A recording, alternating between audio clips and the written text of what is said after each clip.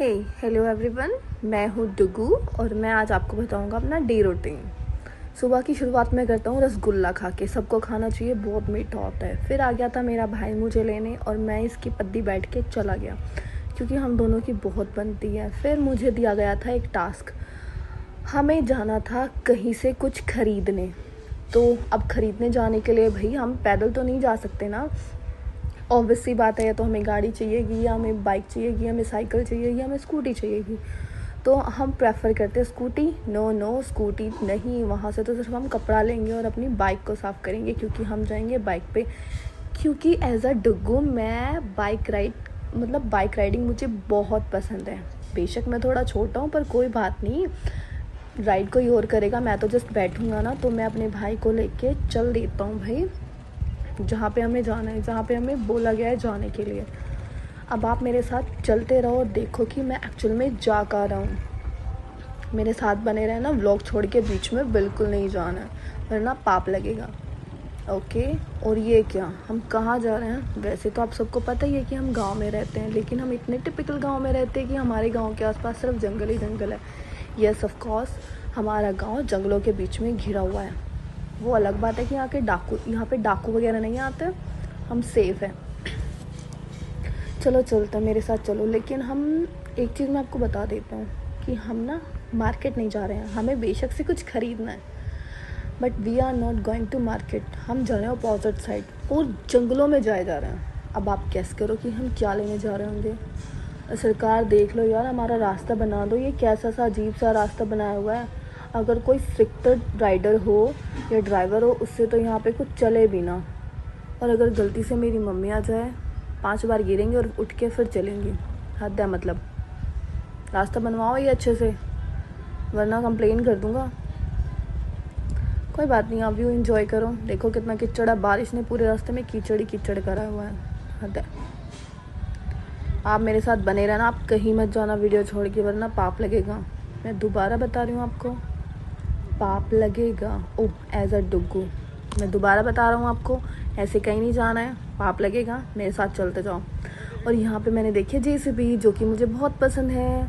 इसका नाम चाहे जो मर्जी हो, पॉपलैंड, जेसीबी, पेसीबी, लेकिन मैं इसको जेसीबी ही बोलता हूँ क्योंकि मेरे सपनों में, मेरे ख्यालों में सिर्फ जेसीबी आती है।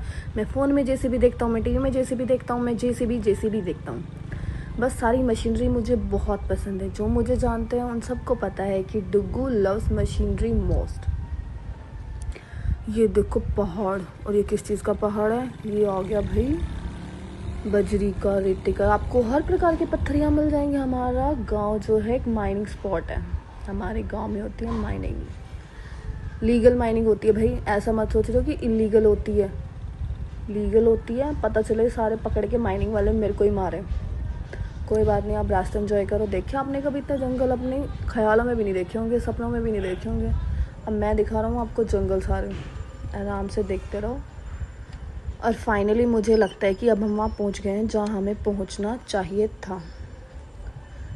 हमारी डेस्टिनेशन आ चुकी है और आप चाहो तो आप भी आ जाओ हमारे साथ। ये है हमारी डेस्टिनेशन। हम खरीदेंगे आम, जिसको आम पसंद है वो आ जाओ। देखो भाई, हम एकदम ऑर्गेनिक शुद्ध आम लेंगे यहाँ से, जिसके नो साइड इफ़ेक्ट, एकदम टपका टाइप। टपका क्या होता है कि डायरेक्ट पेड़ से गिरा हुआ आम, एकदम ऑर्गेनिक।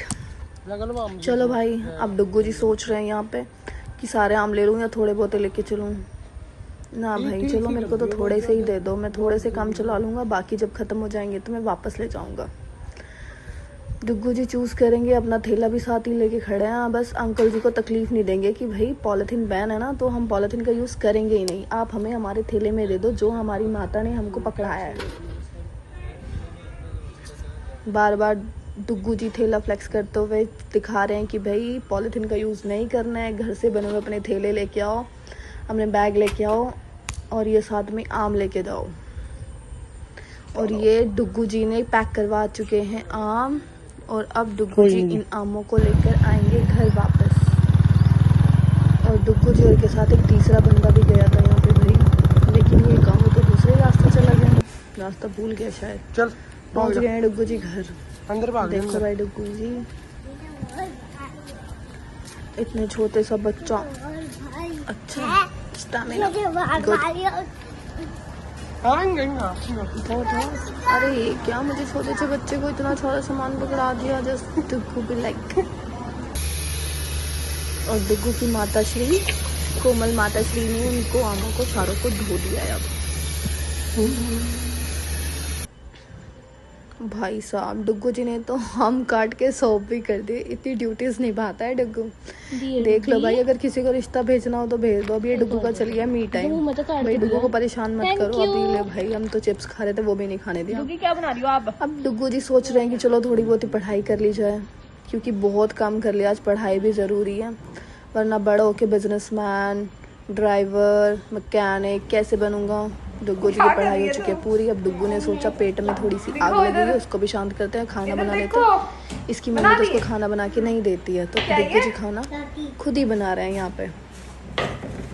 अब हो जाती है रात और डुग्गू जी अब थोड़ा सा टीवी देखेंगे और उसके बाद वो सो जाएंगे। बाय बाय करते हैं हम लोग की एंडिंग।